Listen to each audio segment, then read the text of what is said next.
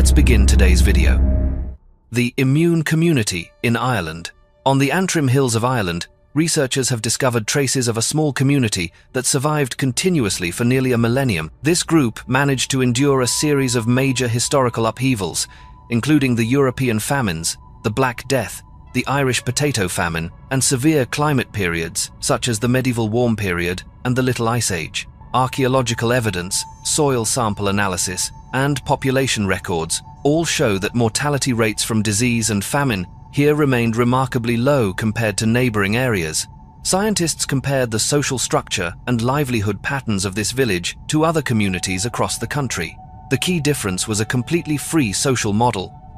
There were no landlords or tenancy systems, and every member of the village had the autonomy to decide their own farming methods, crop choices, or even switch to hunting when conditions changed.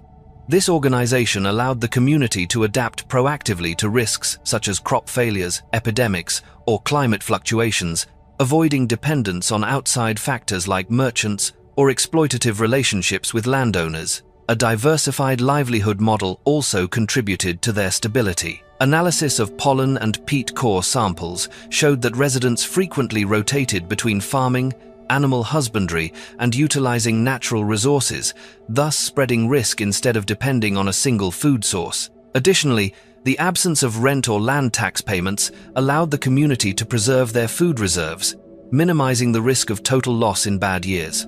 By the early 20th century, this community gradually faded as the younger generations migrated to the cities. However, the case of this village continues to be a subject of research on social resilience and the role of community organization in facing environmental crises, disease outbreaks, and prolonged economic instability. The murderous king of Yemen. According to historical records from the Arabian Peninsula at the end of the 5th century, the kingdom of Yemen once underwent a period of rule under a king named Du Shah. He was noted as holding absolute power for nearly 3 decades, with a string of actions described as systematic killings, primarily targeting members of the nobility or powerful families within the royal court. Ancient documents report that Du Shah would often lure the descendants of these influential families to his palace and then carry out executions, mainly through torture and public executions. These acts served both to consolidate his personal power and to demonstrate complete control over the native aristocracy. Du Shah's activities continued until his behavior provoked a powerful backlash from the elite families. An assassination was organized by members of the nobility, resulting in Du Shah being killed in his own residence. After his death, his body was dealt with. As a warning, his head was displayed publicly to deter others from abusing power or carrying out mass killings within the royal dynasty. The case of Du Shah highlights the interaction between absolute centralized power and social control mechanisms through violence in ancient Middle Eastern dynasties. It also raises questions about the possibility of maintaining personal authority within a stratified and complex social structure, where noble resistance could lead to regime change. From a social science perspective, this is an example of the boundary between legitimate authority and unlawful violence, as well as the inevitable consequences of extreme rule on the historical progression of ancient kingdoms. The origin of DNA from meteorites. Recent studies of meteorites that have fallen to Earth have led to an important discovery related to the origin of genetic compounds. Scientists analyzing samples from multiple ancient meteorites have identified all 4 chemical components that make up DNA: adenine, thymine, cytosine, and guanine. These compounds form the basis of the genetic code for all living organisms on Earth today. This finding has sparked the hypothesis that the foundational compounds for life may have formed in outer space, accumulated within interstellar molecular clouds, and then arrived on early Earth via meteorites and comets. This process could have provided the initial raw materials for chemical reactions that produced primitive RNA and DNA molecules, setting the stage for the development of simple life forms on Earth. Isotope and chemical structure analysis of the nucleotides found on meteorites indicates that they are not the product of biological processes on Earth, but were formed in the material environment of space under unique chemical conditions. This leads to the idea that life on Earth may be the result of material exchange between planets, not solely of spontaneous chemical reactions within the Earth itself. Based on experimental data, many scientists have questioned whether these genetic materials exist elsewhere in the universe, and whether life could arise on other planets if conditions similar to Earth's were present. The discovery of all 4 basic components of DNA on meteorites not only expands research into the origins of life, but also fuels hypotheses about the possibility of extraterrestrial life built upon universal chemical foundations. This topic remains a major focus in the fields of astrobiology and prebiotic chemistry, laying the groundwork for deeper research into the formation and evolution of genetic material in space. The mystery of prehistoric stone, messages in Scotland and America. Archaeologists have found numerous ancient stones across the Scottish Highlands, bearing a system of carved symbols that repeat certain features, most notably geometric shapes, concentric curves, and unidentified pictorial motifs. Thousands of such stones are scattered in places like Kilmartin Glen and northern coastal sites. The origin and initial meaning of these symbols remain undeciphered, but they likely served as a form of communication among prehistoric communities, reflecting cultural traits, belief systems, or ancient territorial markers. What is striking is that almost identical motifs appear on soapstone rocks in North Carolina, USA, most famously on the Judaculla rock preserved and revered by the Cherokee people. The symbols on Judaculla depict human-like figures with an unusual number of fingers, spirals, incisions, and animal shapes, forming a complex system that even modern researchers have yet to fully decode. Cherokee oral tradition tells of Judaculla, a giant, powerful entity with 7 fingers who is said to have left his mark on the stone as a natural boundary between territories. The similarities in symbols, layout, and carving techniques between the stones in Scotland and North Carolina have given rise to theories about possible connections or cultural diffusion across the Atlantic in prehistoric times. Some researchers question whether migrations or interactions from Europe to America may have occurred before modern historical records, or whether these are simply examples of parallel cultural evolution in 2 isolated regions. Comparative studies of archaeological dating, carving styles, and the symbolic meanings have yet to reach a definitive conclusion, but they suggest that these prehistoric symbol systems may have had a far wider reach than traditionally assumed. The layers of mythology surrounding these symbols help preserve collective memory of unexplained phenomena, such as the appearance of the giant Judaculla in Cherokee culture, or the local Scottish legends of deities, giants, or supernatural beings. From a scientific perspective, the stone symbols reflect a need for communication and boundary marking, but they also raise questions about the level of interaction between ancient populations on opposite sides of the Atlantic. To this day, the striking similarity between the Scottish stones and Judaculla rock remains one of archaeology's great mysteries, posing new questions about the connections between collective memory, indigenous beliefs, and the possibility of transcontinental links in prehistory. The story of strange animal species. Fossil research and genetic data from many ancient animal species in polar regions reveal a complex history of adaptation under extreme environmental pressures. During periods of global warming, the polar areas once supported far richer and more diverse ecosystems than exist today. Large mammals, such as mammoths, woolly rhinos, ancient bears, and large predatory beasts were once widespread across the icy steppes of Siberia and North America. Radiocarbon isotope analyses of bones and teeth indicate intricate food chains, highlighting the connections between large herbivores and their predators, as well as the population's dependence on brief growing seasons. Many small mammals and primates once thrived in the polar regions during the Eocene, a period of global warmth when coniferous and broad-leaved forests dominated. Genetic markers collected from fossils reveal changes in bone structure, teeth, fur, and physiological adjustments that helped animals maintain thermal balance and remain active under low-light conditions. Comparative anatomical data from large marine reptiles such as plesiosaurs and ichthyosaurs in near-polar seas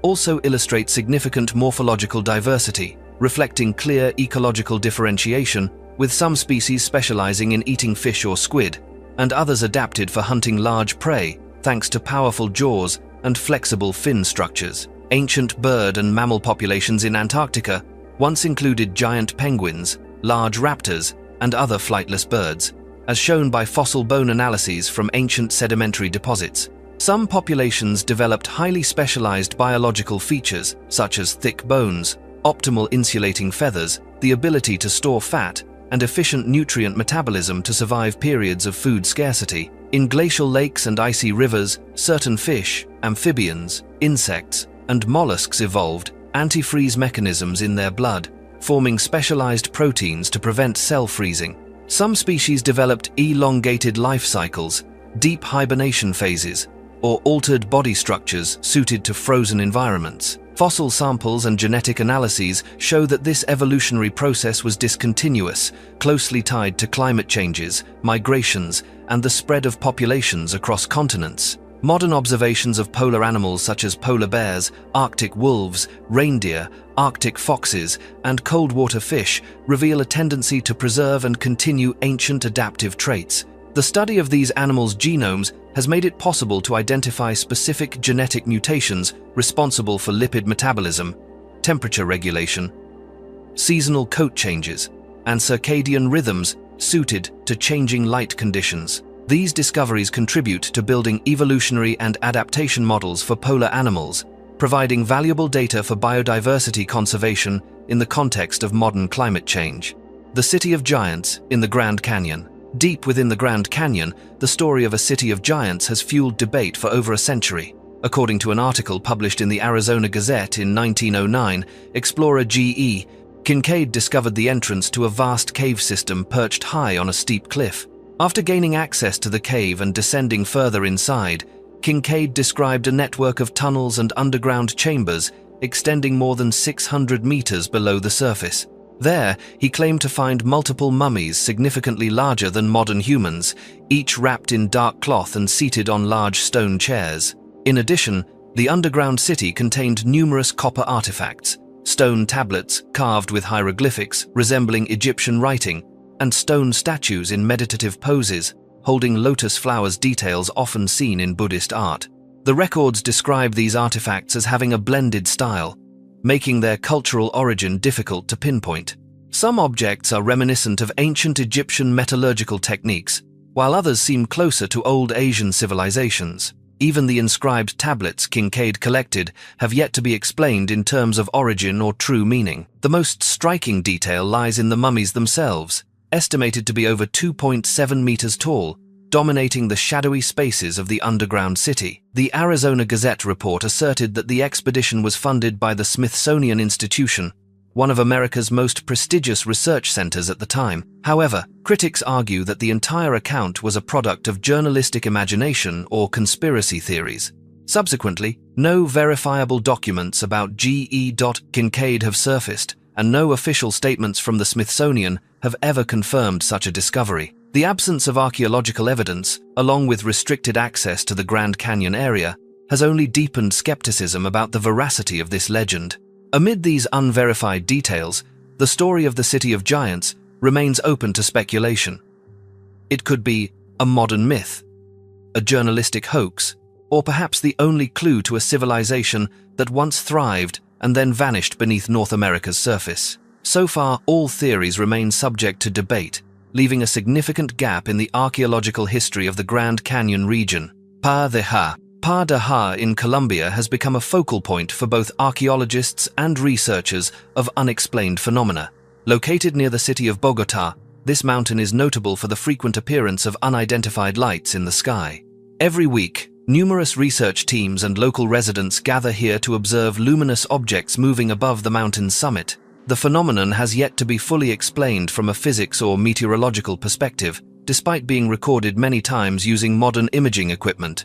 Historically, Pa de Ha is closely linked to the Mua people, a native community that inhabited this region for centuries.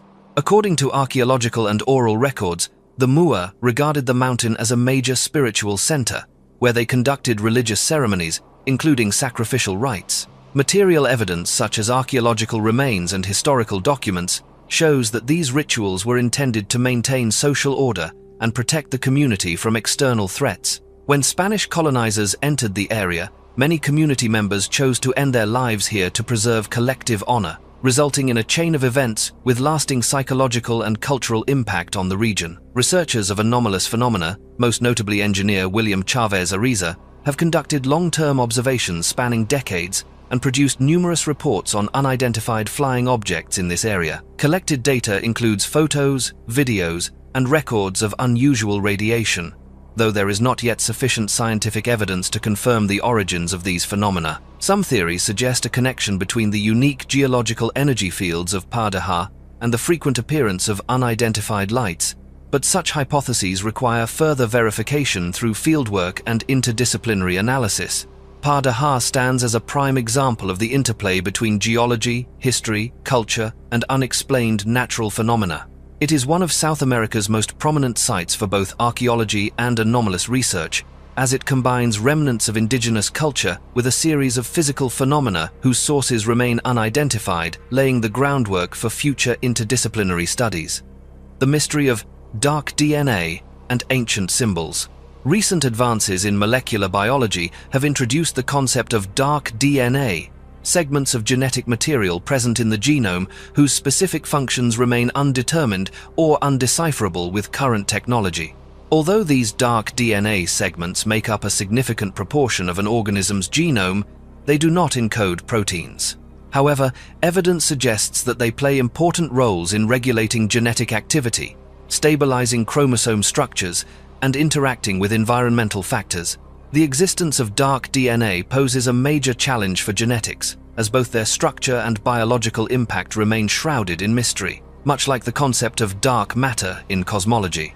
At the same time, archaeology and the study of symbols reveal that since ancient Sumerian times, the image of two snakes entwined around a staff has appeared on artifacts and reliefs. This motif later became a medical symbol in many civilizations, from Greece to Rome. The symbol carries many interpretations. It may represent life, rebirth, or intervention in the transmission of knowledge and biological energy. This image still appears on modern medical emblems and remains a topic of interest for researchers in both cultural and biological fields. Drawing from these similarities between ancient genetic symbols and discoveries about dark DNA, a hypothesis has emerged suggesting the possibility of external intervention in human evolution, especially in light of myths and legends about the arrival of gods or bringers of knowledge in many ancient civilizations. Some believe that the distinctive changes in the human genome compared to our closest primate relatives might reflect traces of outside influence, although scientific evidence for this theory remains unconfirmed.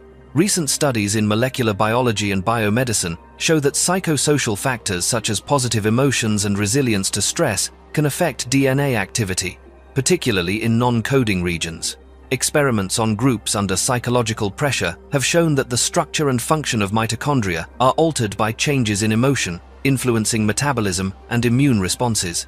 The potential for mental states to impact DNA is under further investigation, opening new avenues for health interventions based not only on genetics, but also on living conditions and mental environment. From both archaeological and biological discoveries, the question of the origins of ancient genetic symbols, the role of dark DNA, and the possible influence of consciousness on genetic material remains a multidisciplinary research topic, bridging archaeology, genetics, and neuroscience. Evan Culture Mounds. The Evans Culture Mounds in Louisiana, USA, are an archaeological site dating back approximately 5,400 years, predating both the Egyptian pyramids and Stonehenge. This area consists of 11 large earthen mounds connected by raised causeways, forming one of the largest prehistoric earthwork complexes in North America. These mounds were built by the Evans community, a group who relied on hunting and gathering, and were thought not to have developed complex social systems or large-scale labor organization. However, archaeological investigations have shown that the construction of these mounds continued uninterrupted for 700 years, indicating stable social maintenance as well as coordinated labor capacity across multiple generations. Archaeologists have discovered numerous artifacts deep within the mound layers, including stone beads, bone tools, fishing hooks, and various items used in daily life. These finds point to an economy based primarily on the use of local natural resources. However, the exact structure and purpose of the mounds remain unclear. No surface architecture or signs of collective burials have been found atop the mounds, fueling theories about their real function. Perhaps they served as ceremonial centers, community gathering places, or astronomical markers. Despite many theories, there is still no conclusive archaeological evidence explaining the reason for the construction of these mounds. Stratigraphic data and field surveys consistently reveal a scale and complexity that far exceed expectations for a hunter-gatherer society. As a result, the Evans culture mounds stand as powerful evidence of social organization, environmental adaptation, and the creative potential of prehistoric North American populations. This site is also among the rare monuments capable of providing new data for the study of the formation of early cultural centers in the Americas, well before the rise of urban civilizations. Legends of the Yeti and Wild People. Legends of the Himalayan Yeti and northern wild people, as well as anthropological accounts of Zana in Russia, have attracted the interest of multiple fields, from archaeology and genetics to social anthropology. In the folklore of the Himalayas, the Yeti is described as a human-like creature of great size, walking upright, covered in thick hair, and living in remote snowy mountains or ancient forests. Stories of unusually large footprints in the snow, strange nighttime noises, and distant moving figures are often cited to support belief in the Yeti. Many expeditions have sought physical evidence, but most samples such as hair, fur, or tracks have been identified as belonging to familiar local animals like the Himalayan brown bear. The case of Zana in the Caucasus Mountains of southern Russia in the 19th century offers another perspective on the link between legend and reality. According to historical and anthropological records, Zana was found living in a village and described as having a distinctive appearance: large stature, abundant body hair, strong cold resistance, and semi-wild behavior. Recent genetic analysis of Zana's descendants shows she was human of the Homo sapiens group, but may have displayed unique morphological features resulting from interbreeding or isolated evolution in a specific geographic environment. This case suggests that stories of wild people sometimes arise from genetic and anthropological phenomena rather than the existence of a wholly separate species. Studies of the relationship between ancient humans and modern monster legends focus on analyzing ancient genomes, examining skeletal, dental, and fossil remains, and comparing physical features with those of modern populations. Archaeological and ancient genetic data reveal that, during the course of evolution, there were populations of humans with very different appearances and environmental adaptations. Some vanished, while others contributed to the genetic heritage of modern humans. Many tales of yetis, wild people, and mountain monsters may reflect collective memories of ancient or anomalous human groups who coexisted alongside mainstream populations during their expansion into new territories. Decoding these legends requires not only folklore analysis, but also a combination of archaeology, genetics, morphological anthropology, and evolutionary ecology.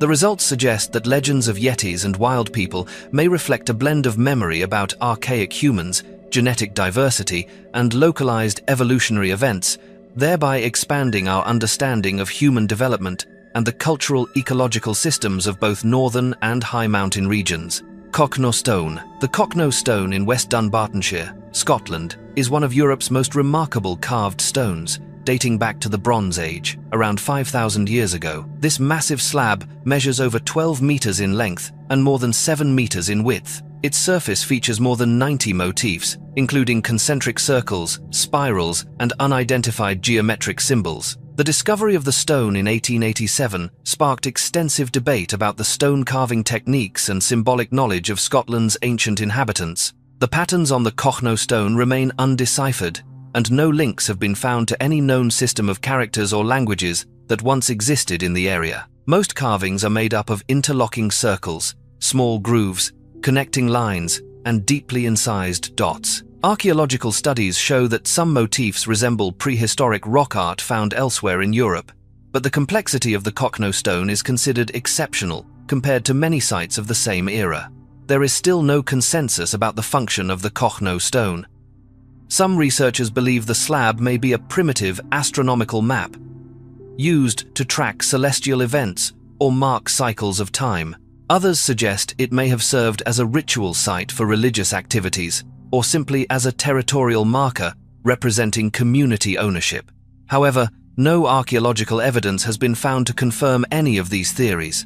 In 1965, the stone was deliberately buried to prevent further vandalism and damage from environmental exposure.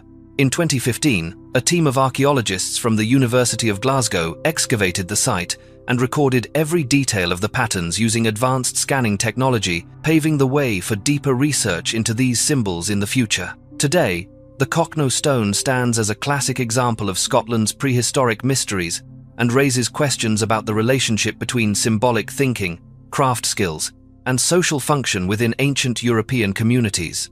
Nagarjunakonda. Nagarjunakonda, located in the state of Andhra Pradesh, is one of South Asia's most important Buddhist archaeological sites. This area was once the center of the Ikshvaku kingdom in the 3rd and 4th centuries, playing a significant role in spreading Buddhism throughout southern India. Since the 1920s, Nagarjunakonda has revealed numerous ruins of temples, monasteries, stupas, inscriptions, sculptures, and a wide range of religious artifacts linked to the daily life of ancient Buddhist monastic communities. Archaeological work has shown that many structures and artifacts at Nagarjunakonda display characteristics typical of early Buddhist art at the dawn of the Common Era. The most prominent features are the large stupas, which once housed relics and devotional objects.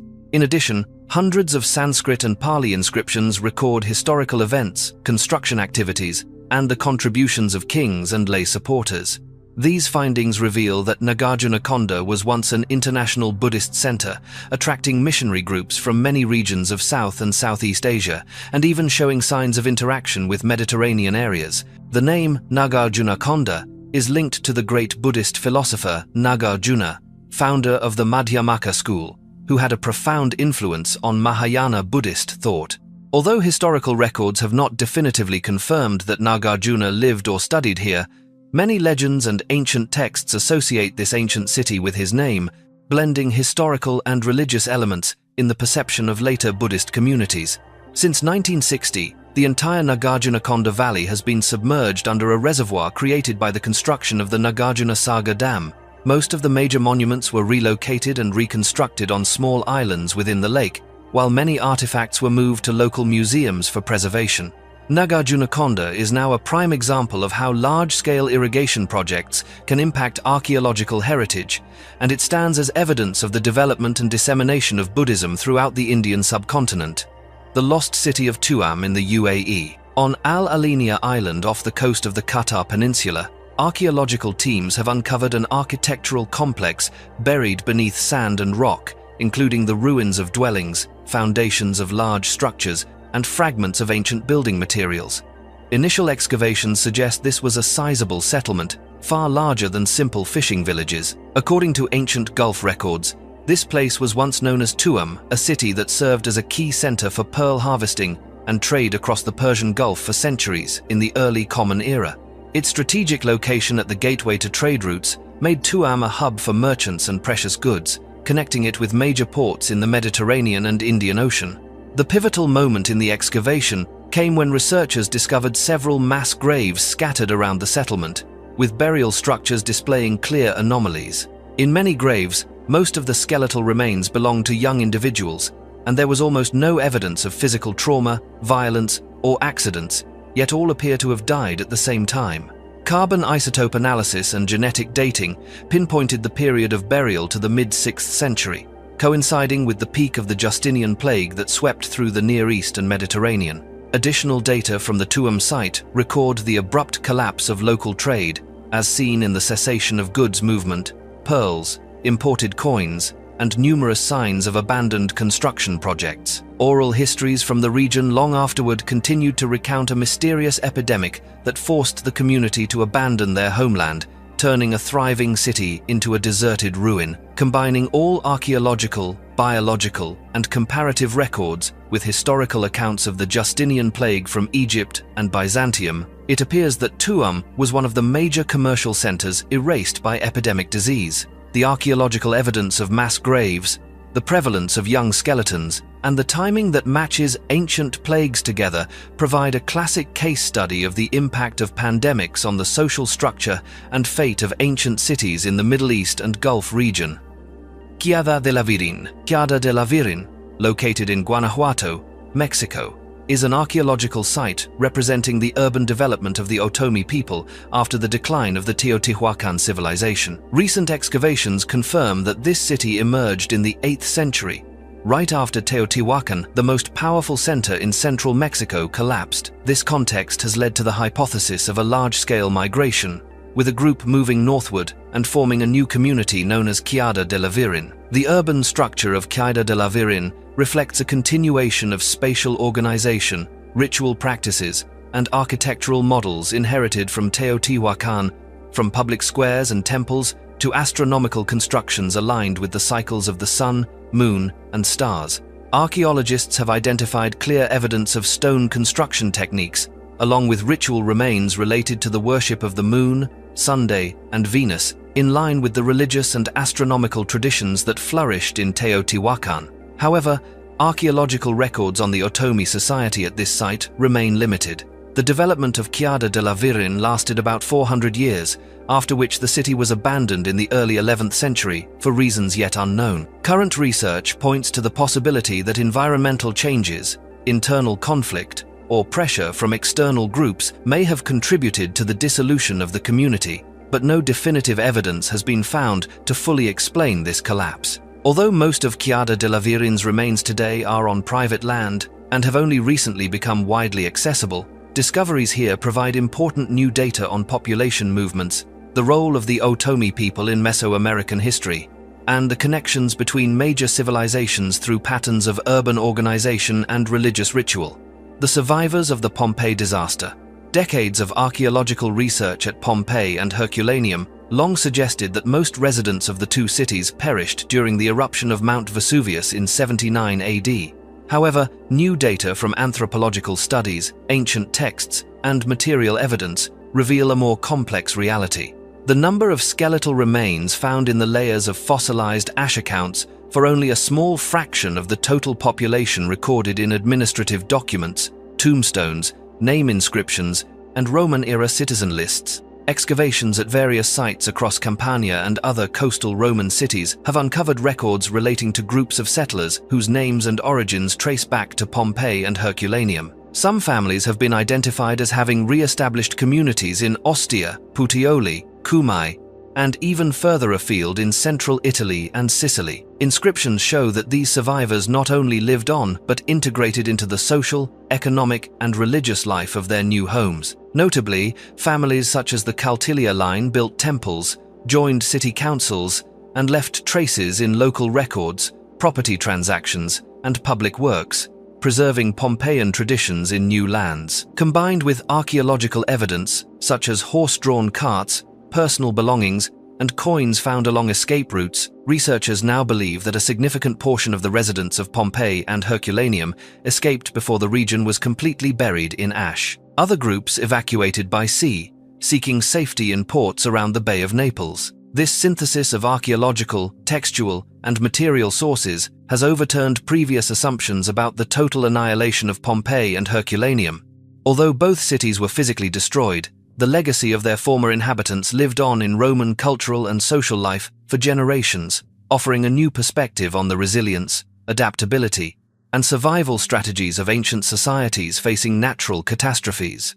Lost monastery. Lost monastery is the term used to refer to the ruins of a medieval monastery in England, believed to have once been connected to the lives of significant historical figures. According to archaeological records, this site stands out for its association with the reign of Queen Sinathrith, the wife of King Offa of Mercia in the 8th century. After the king's death, she withdrew from public life and retired to this monastery, marking a period of transition in both power and the role of women within the Anglo-Saxon aristocracy. Excavations conducted by the University of Reading uncovered the foundations of wooden structures, stone floors, traces of chapels, and objects related to religious life. However, most of the architecture has been destroyed, leaving only layers of sediment and faint remnants, making it difficult to determine the full scale and layout of the monastery. Written records regarding the activities and function of the monastery are extremely scarce, with almost no original documents describing in detail the life of the monastic community or its relationship to regional religious or political affairs of the era. Following Queen Sinathrith's period of residence, the monastery's role gradually faded from history. The remaining material evidence primarily reflects a continuous but unclear religious presence, leading to debate over whether the monastery continued to serve as a central place for worshippers or was slowly forgotten and absorbed into the broader changes of church and monastic systems in England over subsequent centuries. To this day, the lost monastery remains a subject of study for many archaeologists and historians, serving as an important source for understanding social structure, the position of women in religion, and the transformation and disappearance of religious institutions in medieval England. The toilet goddess. In Etruscan and ancient Roman culture, the appearance of deities associated with environmental hygiene reveals the level of social organization and communal awareness regarding urban issues. Among these unique deities, the goddess Cloacina played a symbolic role for the sanitation system and waste management, demonstrating the link between mythology and daily life in ancient cities. According to archaeological studies and ancient texts, Cloacina was worshipped in Rome as the guardian goddess of the Great Cloaca Maxima sewer, one of the most important infrastructure works of the ancient world. This system not only helped Rome manage floods but also addressed the problem of urban sanitation, enabling the stable growth of densely populated neighborhoods. Cloacina's role extended beyond the physical realm, as offerings made to her in ritual ceremonies were seen as a communal effort to maintain cleanliness and order within the city. Cloacina's origins are believed to trace back to Etruscan culture before being adopted and further developed by Roman society. Some scholars suggest that this belief system reflects the transition between indigenous and Roman religious traditions, as evidenced by the mythologization of technical infrastructure. The existence of small temples, reliefs, and ritual objects dedicated to Cloacina is testament to the connection between daily realities and the spiritual world in ancient societies. The veneration of the goddess of sanitation was not only a symbol of the concept of cleanliness, but also a reflection of the Roman and Etruscan approach to urban planning, where community-serving works were elevated as part of the cosmic order. In this way, mythologies concerning environmental hygiene played both a spiritual and practical role, highlighting the sophistication of ancient societies in managing and protecting communal living spaces. The mystery of the chained skeletons in Greece. Beneath the ancient soil of Athens, a mass grave uncovered during the construction of the modern opera house has attracted particular attention from archaeologists. Within the Faliro cemetery complex, researchers found nearly 80 skeletons, their hands shackled with iron rings and arranged in layers. Most were young adult males in good health at the time of death, with no signs of disease or prolonged physical decline. The position of the bodies suggests a rapid execution.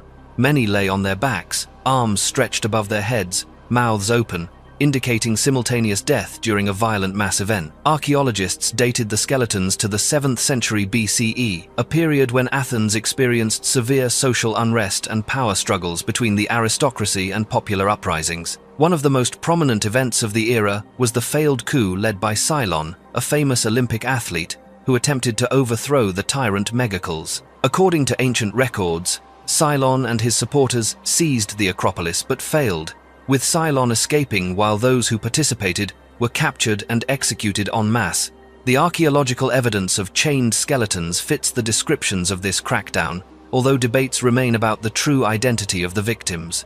Chemical analysis of the bones shows these individuals were not slaves or criminals, but more likely belonged to the free citizenry of Athens, possibly young men engaged in political movements or rebellion against autocratic rule. The existence of mass graves like that at Faliro reveals the extent of harsh suppression exercised by the Athenian authorities against opposing forces, and provides insight into the structure of society and political violence within ancient Greek city-states.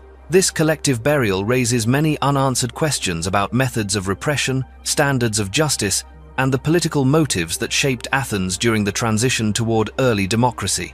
The specific identities, roles, and circumstances surrounding the last days of these individuals remain subjects for future interdisciplinary research involving anthropology, DNA analysis, and historical textual studies. Archaeological evidence from Faliro is an important resource for reconstructing the social landscape of Athens during the transition from aristocracy to the world's first democracy.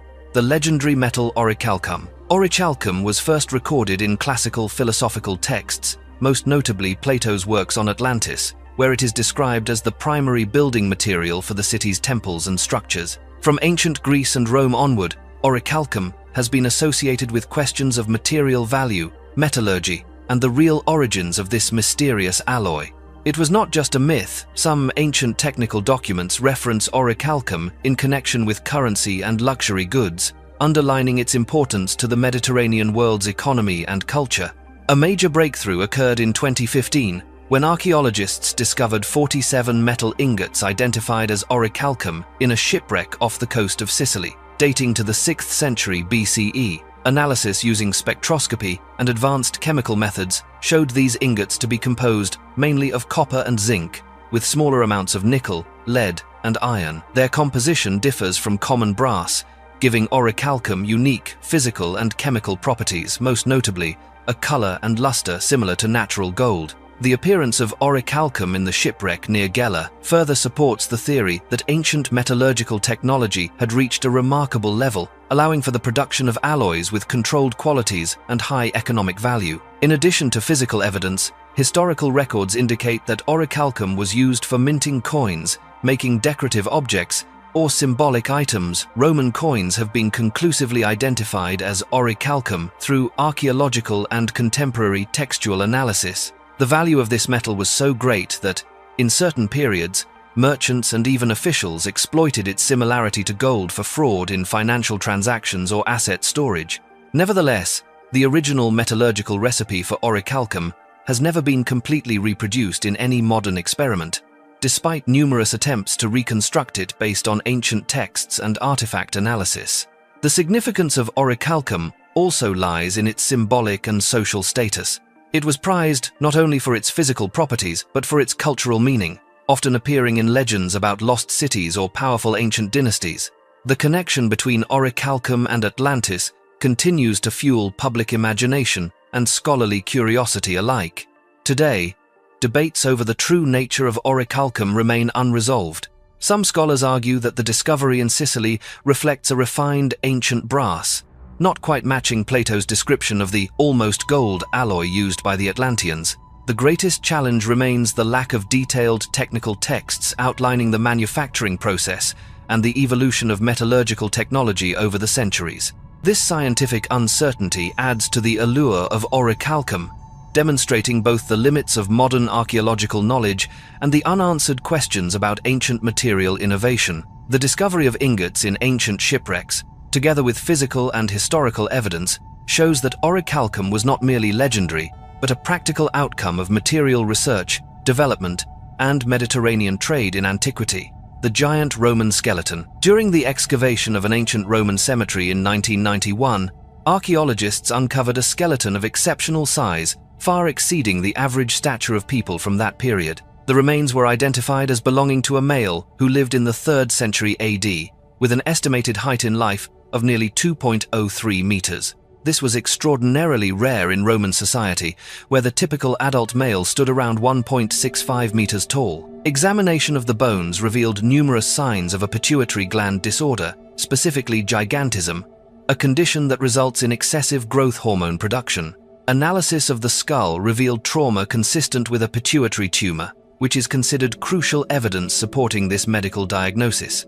Furthermore, the limb bones showed abnormal elongation and disproportional growth, typical of known cases of gigantism. Beyond its value for the study of ancient medicine, this discovery fueled debate in the scientific community over the origins of such exceptional individuals in ancient Europe. Some researchers argue this was a unique case caused by random genetic mutation, while others raise the question of whether populations with larger-than-average stature might have existed in the past.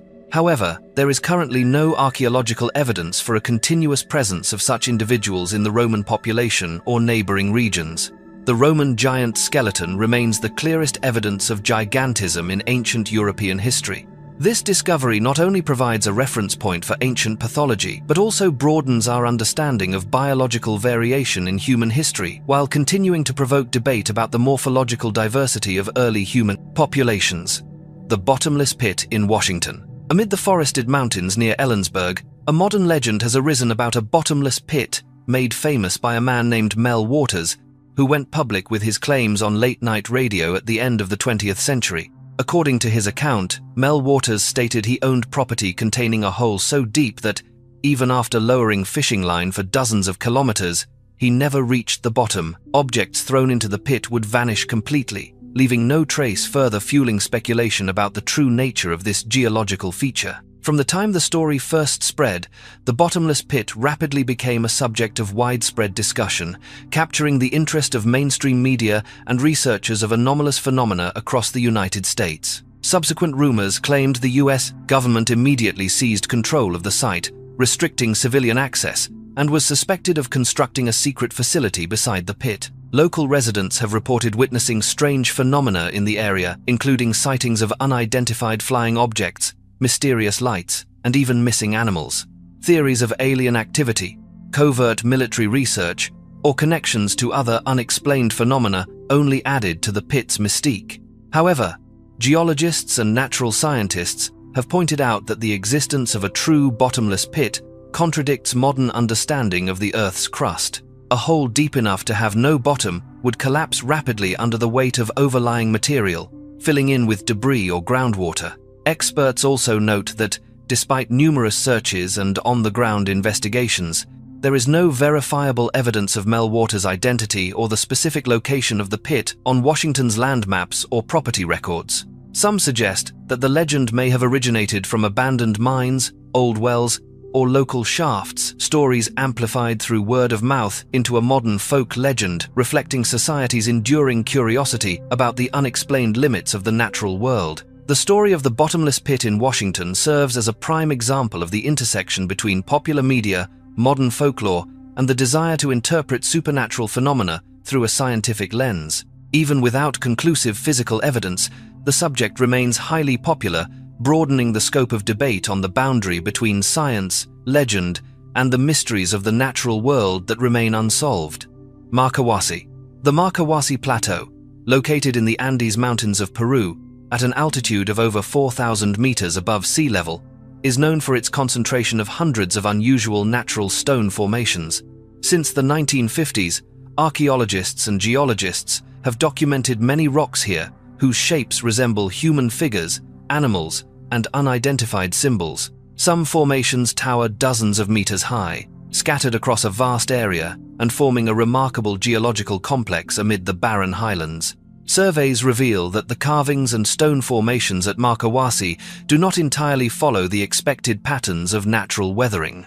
Some experts have questioned whether there might have been human intervention, though most geologists maintain that the features result from climate changes, erosion, and geological processes occurring over millions of years. To date, however, no conclusive archaeological evidence has been found of direct manipulation by ancient civilizations on these rock structures. Alongside scientific hypotheses of natural origin, Marcahuasi has become a focal point for debate about the possible existence of unknown beings. Some observers have reported traces of small tombs and passageways only about a meter high, raising questions about whether beings smaller than modern humans once inhabited the area. Others have speculated even more broadly, proposing that the site might be linked to non-human creatures or phenomena of extraterrestrial origin. As yet, none of these ideas has been confirmed through rigorous scientific investigation. Marcahuasi remains an ongoing subject of multidisciplinary research in geology, archaeology, anthropology, and evolutionary biology, and stands as a symbol of the rich diversity of landscape forms and the enduring limits of human understanding about Earth's ancient past. The ice monster Chinu, in Algonquin legend.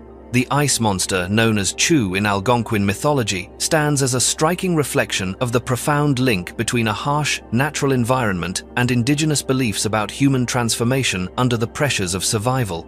According to legend, Chu was once a human being, but after falling into deep despair or being affected by supernatural forces, was transformed into a flesh-eating entity. This metamorphosis is portrayed as a consequence of psychological and social breakdown when individuals are forced to cross moral boundaries in conditions of extreme deprivation. The defining traits of Chu are drawn from exaggerated physical attributes, particularly its ability to grow in size proportionally to its hunger. These depictions mirror a primal fear of losing control over one's instincts and highlight the profound impact of a frigid environment on human physiology. In its monstrous form, Chu cannot endure normal temperatures, able to exist only in places of ice and cold, a symbol of radical biological adaptation amid the unforgiving climate of ancient North America. Traditional methods for destroying Chu, such as destroying its heart, using salt, or inducing vomiting, are not merely symbolic, but also represent a form of folk wisdom about factors that could weaken such a supernatural being. The heart is seen as the center of life. Salt is believed to disrupt physiological balance, and vomiting is a metaphor for purging toxins or abnormal states from the body. These elements reflect the interplay between early scientific reasoning and native belief systems. Culturally, the legend of Chu is a warning about moral boundaries and the destructive consequences of breaking communal codes. The belief in Chu's existence had a tangible impact on behavior, daily habits, and the way the Algonquin people interacted with nature. The story also serves as a way to interpret social phenomena such as famine, violence, or psychological extremity, and stands as testimony to how indigenous cultures adapted both practically and spiritually to the cold environments of North America. Today, ethnographic and sociological research considers the figure of Chu an exemplary case of how collective fear is formed and mythologized among communities living on the northern fringes of the continent. At the same time, this story demonstrates the remarkable adaptability and explanatory frameworks of traditional cultures, using ritual and symbolism to maintain social stability in the face of natural adversity. The fall of the Maya Empire. Archaeological research into the disappearance of the Maya Empire focuses on a multi-layered analysis of biological and environmental traces preserved in the sediment layers of Central American lakes and rivers. Beneath the muddy deposits at the bottom of lakes near sites like Itzan in Guatemala, scientists have uncovered organic materials that settled over thousands of years. By extracting sediment cores, researchers have traced the rise and decline of Maya communities across centuries. The analytical approach centers on distinctive compounds, specifically sterol and stanol molecules produced by human digestive activity, compounds that are stable and easily identifiable when accumulated over long periods in sediments. Changes in the concentration of these compounds across different layers of mud allow scholars to reconstruct population trends for the Maya through various historical periods. Spikes in these compounds reflect times of dense population and robust resource use, while sudden declines are matched by other evidence in the sediment layers, such as periods of prolonged drought, drastically reduced rainfall, water crises, and the collapse of large-scale agriculture. These cycles are corroborated by chemical analysis, as well as the presence of ash layers, charred plant remains, and changes in pollen structure within the same timeframes. The data reveal that during protracted dry periods, farmlands were depleted, water sources dwindled, and people were forced to relocate to resource-rich areas or abandon their cities altogether.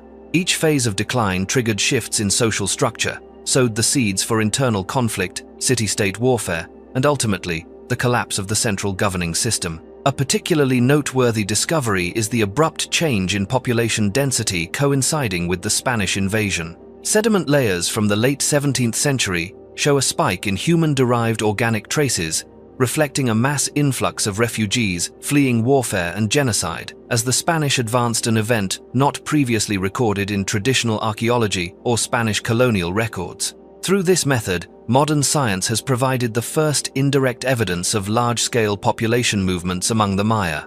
The collapse of the Maya was not the result of a single catastrophe, but rather the cumulative effect of extreme climate events, resource exhaustion, social crisis, and the intrusion of foreign powers.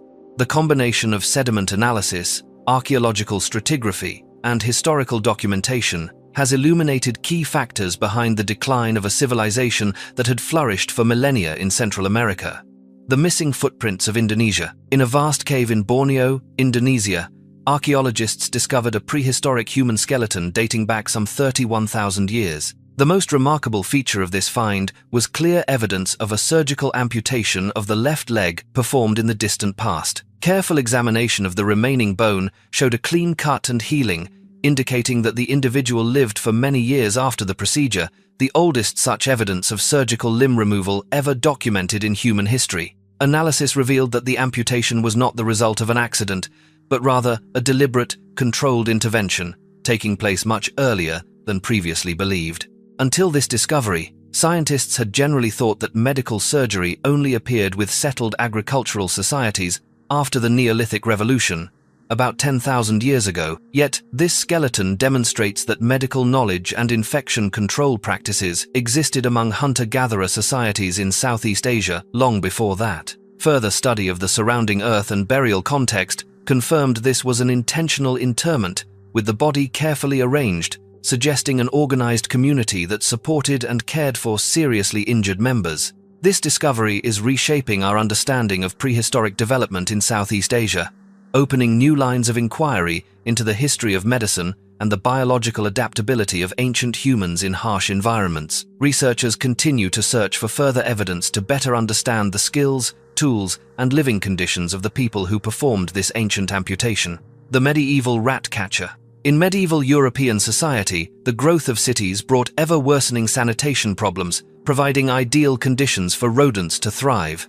The profession of rat catching emerged as a necessary response to the spread of disease, especially during outbreaks of the Black Death in the 14th century. Rat catchers were typically drawn from the lowest social classes, hired to collect and exterminate rats, in exchange for fees from homeowners, merchants, or municipal authorities. Traditional rat-catching techniques relied mainly on mechanical traps, poison baits, and the use of trained dogs and ferrets. Beyond controlling rodent numbers, these workers also served as early warning systems for epidemic risk. By the 19th century, as European cities industrialized, the occupation evolved into a more professional service, with pest control companies and the development of biological and chemical methods. This evolution ran parallel to advances in medical science and increased understanding of the connection between rats, fleas, and the spread of plague. By the early 20th century, traditional rat catching gave way to the modern pest control industry, which adopted standardized sanitation protocols, specialized chemicals, and research into the life cycles of rodents to prevent infestations, not merely respond to them. The professionalization of this field laid the foundation for public health and environmental management as we know it today. Once looked down upon in the Middle Ages, the rat catcher's role has become an essential part of modern urban health and food safety systems, demonstrating the profession's transformation from humble beginnings to a critical component in protecting community well-being, turning points that almost changed world history. Throughout the long course of human development, history has been shaped by events that teetered on the razor's edge between dramatic transformation and the maintenance of the status quo. International historical records note numerous turning points that nearly altered the trajectory of world history, but ultimately stopped short at the threshold of almost. One of the most notable examples is the failed assassination attempt on Adolf Hitler on July 20th, 1944. Had this plot succeeded, the Nazi leadership could have been overthrown before the end of World War II, fundamentally changing the political landscape of Europe and the world in the post-war era. A similar case can be found with Vladimir Lenin in 1918. The failed assassination attempt allowed Lenin to continue leading the Soviet government, laying the groundwork for the formation of the Soviet Union and the entire geopolitical order of the 20th century. Had Lenin been removed from power at that crucial juncture, the Soviet Union might never have come into existence or might have emerged in an entirely different form, with consequences radiating outward to include the rise of Stalin, the Great Purge, and the global upheavals that followed. The collapse of Napoleon's army during the 1812 Russian campaign stands as another historical milestone where, had the outcome been different, the face of 19th century Europe would have been profoundly altered. The destruction of the French forces put an end to Napoleon's dream of continental domination, allowing the old powers to re-establish order at the Congress of Vienna. If Napoleon had triumphed, the chain of events leading to World War I and World War II might have unfolded in forms utterly unfamiliar to us today. Another military event with world-shaping consequences was the Battle of the Teutoburg Forest in 9 CE, where 3 Roman legions were annihilated by Germanic tribes. This defeat halted the Romanization of territories north of the Rhine and preserved a linguistically and culturally fragmented Europe. Had the Romans prevailed, later models of European statehood, systems of law, language, and social structures might have taken entirely different paths. Not all pivotal moments in history are confined to the spheres of war and politics. The Black Death of the 14th century wiped out nearly a third of Europe's population, triggering sweeping socio-economic changes. But it was not quite enough to end the continent's development entirely. Had the mortality rate been higher, or the pandemic persisted longer, the global population map might have been radically redrawn.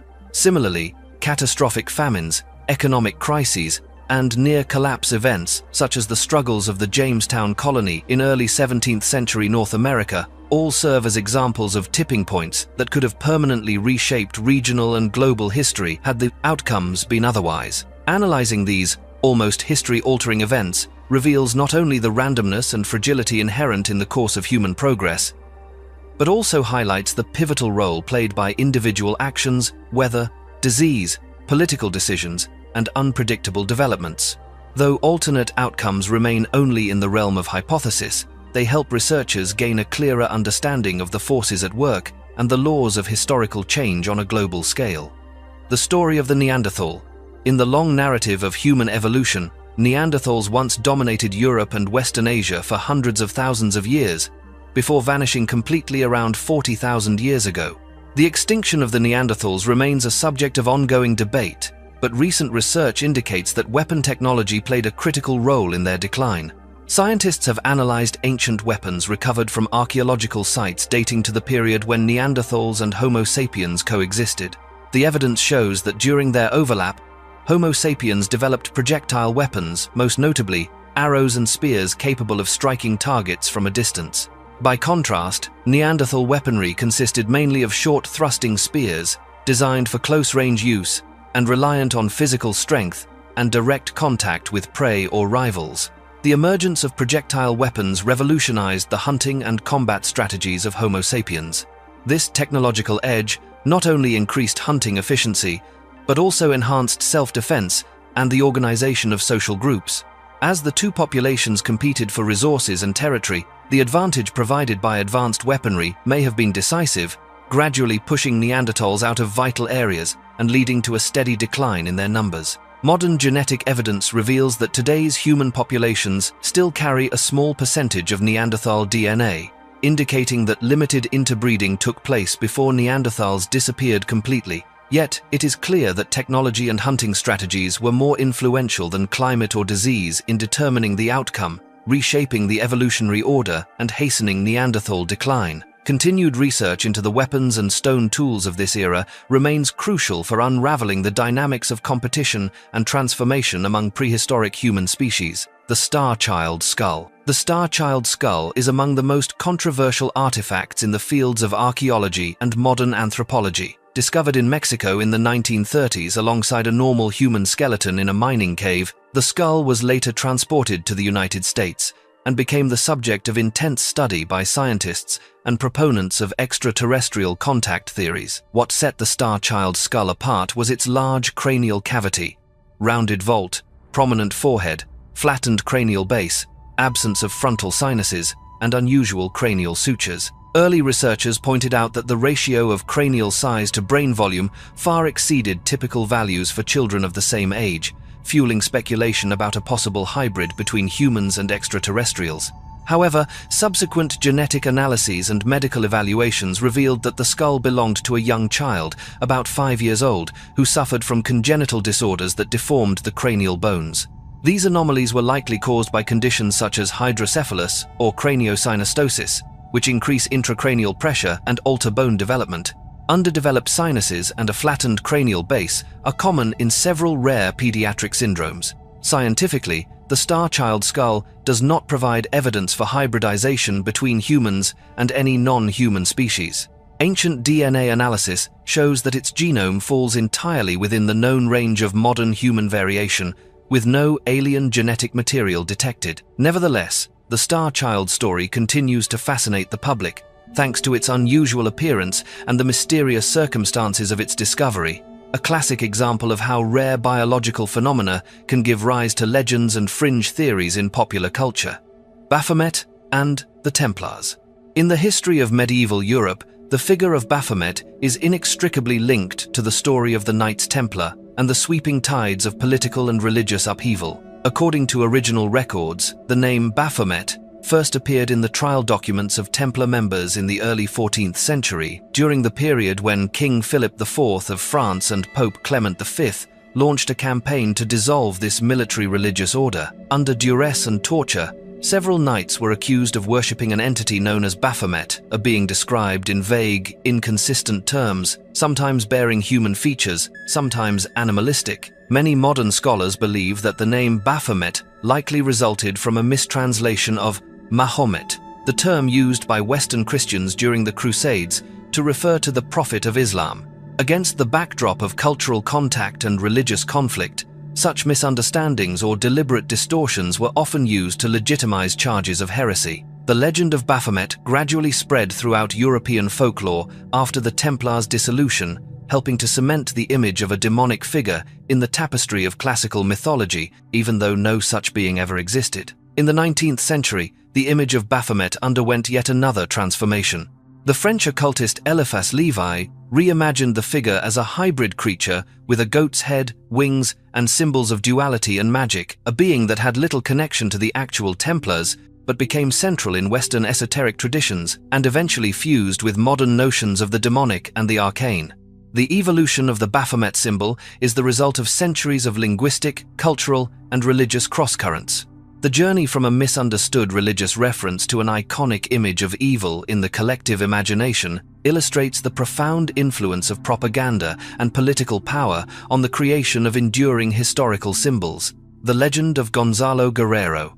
Gonzalo Guerrero, a Spanish sailor, stands as one of the rare cases of total assimilation into indigenous American culture in the early 16th century. After a shipwreck in 1511, Guerrero and his fellow survivors were captured by the Maya along the Yucatan coast, now part of Mexico. While most of his companions were either killed or enslaved, Guerrero gradually adapted to Maya life, learning the language, adopting local customs, and eventually rising to a position of importance within the community. Historical accounts reveal that Guerrero became a military leader under a Maya chieftain named Nakan Kan, helping to organize resistance against Spanish incursions. More than a mere outsider, he married a Maya woman named Zazilha and fathered 3 children believed to be among the first mestizo, or mixed race, descendants of Spanish and Maya lineage. Colonial records confirm that Guerrero tattooed his face, pierced his ears, and so thoroughly embraced Maya society that he refused to rejoin the Spanish ranks when urged by Hernán Cortés. Guerrero's choice has made him a subject of intense debate among historians, especially regarding the complex dynamics of cultural contact and integration. He is not just an exception illustrating the possibility of social assimilation, but also a symbol of the creation of mixed communities that would shape the demographic and cultural evolution of Mesoamerica. Rather than a narrative of conquest or conflict, his story exemplifies adaptation and hybridization, complicating conventional views of the encounter between Europe and the New World. Modern anthropologists and historians use Guerrero's case to explore early expressions of genetic, social, and cultural blending in Central America, providing a foundation for further study of post-contact social structures and evolving intergroup relations. From the perspective of cultural legacy, the legend of Gonzalo Guerrero offers a vivid example of the resilience and flexibility of human identity in the face of dramatic historical change, sparking ongoing discussion about the meaning of integration and assimilation in the development of multicultural societies. The Philosopher's Stone. The legend of the Philosopher's Stone has its roots in the Middle Ages and is deeply intertwined with the history of European alchemy. In ancient texts, the Philosopher's Stone was never merely a physical object, but also a symbol of ultimate knowledge and the transformative power of matter. Alchemical treatises by figures like Roger Bacon, Paracelsus, and Isaac Newton describe the stone's fabled ability to transmute base metals such as lead or copper into gold. Additionally, the stone was believed to be a key ingredient in the creation of the elixir of life, a miraculous potion said to grant health and immortality. The concept of the Philosopher's Stone is heavily influenced by Greek philosophical ideas, particularly the notion of material perfection. Alchemists viewed the stone as the purest state of matter, the pinnacle of a process that might take years or even decades of chemical, physical, and philosophical refinement. In works like the Corpus Hermeticum, the stone also symbolized spiritual transformation, transcending the ordinary boundaries of the material world. There has never been scientific evidence to support the physical existence of the Philosopher's Stone. Nonetheless, the legend has had an undeniable impact on the course of scientific development. Many Renaissance scientists and philosophers, from Bacon to Newton, dedicated years to the study of chemical reactions, laying the groundwork for modern chemistry on the foundation of alchemical experiments. Today, the philosopher's stone is regarded as a powerful cultural metaphor, representing the quest to explore the outermost limits of knowledge and material transformation. The historical records and literary works surrounding the stone continue to be analyzed, exemplifying the intersection of science, philosophy, and myth in the evolution of human understanding. Egyptian meteoric iron. Modern archaeological research in Egypt has produced strong evidence that the ancient Egyptians encountered, collected, and utilized meteoritic iron long before the technology of smelting became widespread in human history. Chemical analyses of artifacts have revealed that numerous iron objects buried with Egyptian pharaohs and queens contain exceptionally high levels of nickel and cobalt hallmarks of meteoritic origin. Among the most famous of these is the dagger found in the tomb of Tutankhamun, along with iron amulets, jewelry from Saqqara, and small arrowheads and knives from the Old Kingdom. These items were crafted thousands of years before ironworking technology appeared in the Middle East. Beyond the artifacts themselves, ancient hieroglyphic texts on pyramid walls and tombs frequently refer to iron from the sky. This term suggests that the Egyptians not only observed celestial phenomena such as meteors and meteorites, but also deliberately collected and exploited material fallen from the heavens. Meteoric iron was regarded as sacred, reserved for ceremonial objects or items, signifying royal power and divine authority.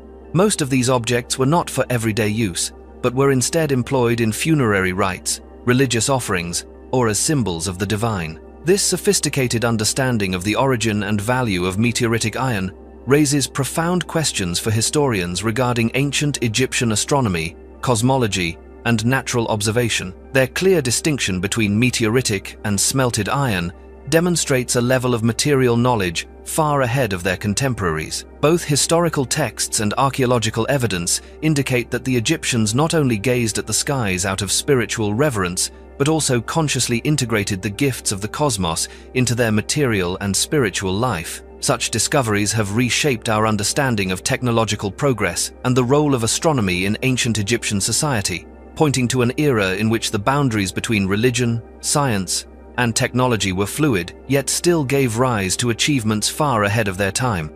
If you find these mysterious stories fascinating, please leave your thoughts in the comments below, and don't forget to subscribe so you won't miss our next discoveries. See you in the next video.